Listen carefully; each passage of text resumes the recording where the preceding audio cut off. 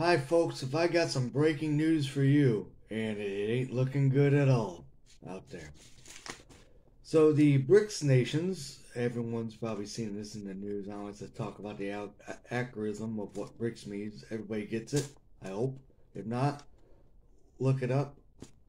They signed a deal with their emerging countries, $25 billion trade and energy deal. Now, they're doing that because they're securing their energy futures. Why are they doing that? Because of U.S. sanctions.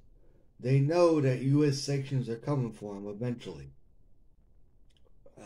throughout the whole sector. For instance, China has a sanction put on for their fentanyl production, which is killing a lot of people in the U.S. and globally. But what I look at in China, for example, they're learning from their history and they're getting rid of the U.S. population by drugs, just like the British did, and you can look this up, the two opium wars that made Britain take Hong Kong. So they're learning from their history and they say, hey, let's drug the other competition, then you make their people worthless and not be able to do anything, and then that's it, done. That's what they're doing.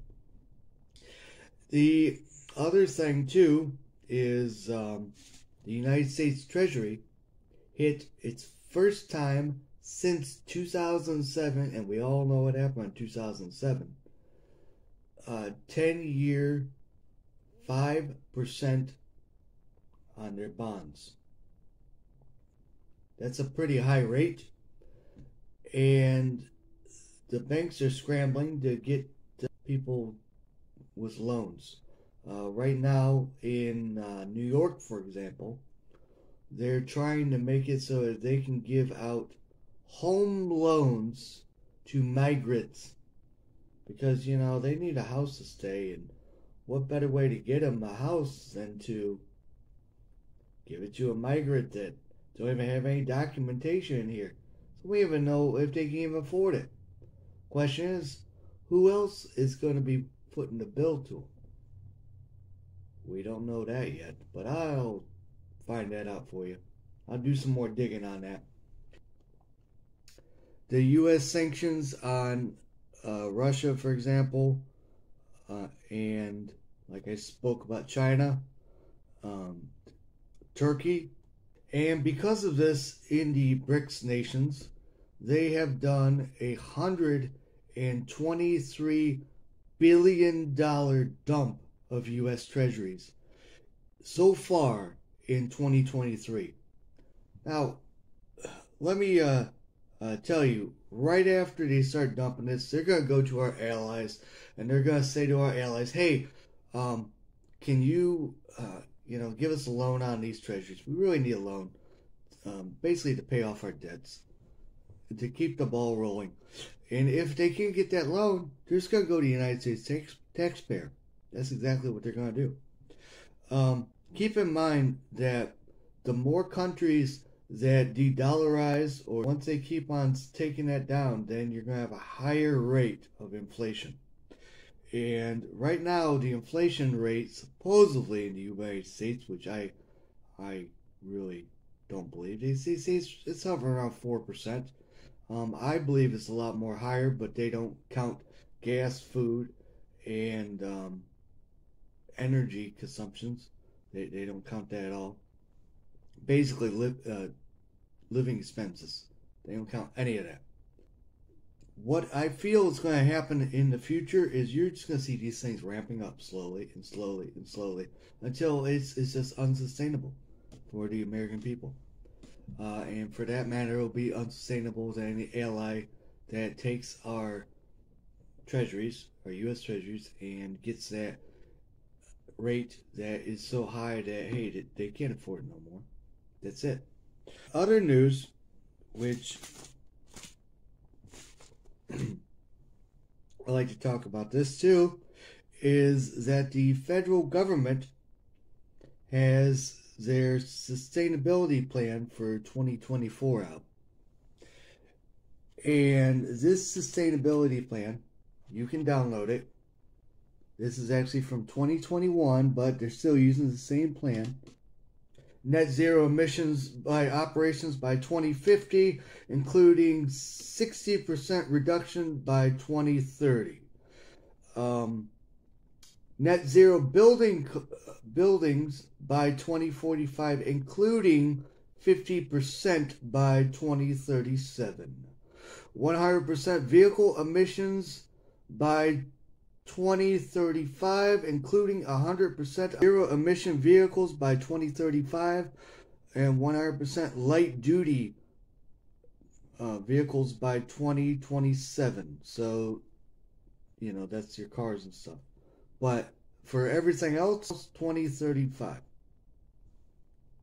100% carbon pollution free electric net annual for 2030, including 50% 24/7 base. Now, 50%, think about that. That means it's going to work, and then sometimes you just have those, you know, brownouts. Don't worry. Just get your beeswax candles ready. So this is a sustainable path that they want. I mean, how they're going to do this is they're going to have an impact and enforcement for building energy, regulating, and mandatory performance reports. They're going to do this by the banking and insurance sectors. I guarantee you that's how they're going to do it. But at this scenario, they're going to do it by citywide basis. So they're going to make your cities nudge you to this, just like in the book Nudge. They're going to have you nudge you to this. It's for your benefit too. Remember that. They're not doing this just because they're mean and evil people. It's for your benefit. Just like the bugs are your benefit too. It's all for the planet. You just gotta remember that. It's all for the planet. The other thing is that while all these countries, for example, US, UK, European Union, Australia, they're all pushing towards this green agenda. Well, while they push towards this green agenda, the BRICS nations are basically doing like we were doing in the 1900s. They're ramping up coal production. They're ramping up gas. They're ramping up oil. And believe me, they are using it in a smart way. And why they're using it in a smart way? Because they know that they're going to get all these corporations in the door. Just like what happened in the U.S. with the North American Trade Agreement, NAFTA. They're just going to say, hey, we got the cheaper deal over here, or do you want to pay the higher taxes over here? And they're like, yeah, we're going over a cheaper deal. Thing too is, which I found that was pretty amazing. Hold on, let me get this for you. All right. This is the sustainability plan. Now, you can get this on a PDF if you want to. But I would suggest you get this, and in the plan right here, it says, and I'll read this to you because it's small print.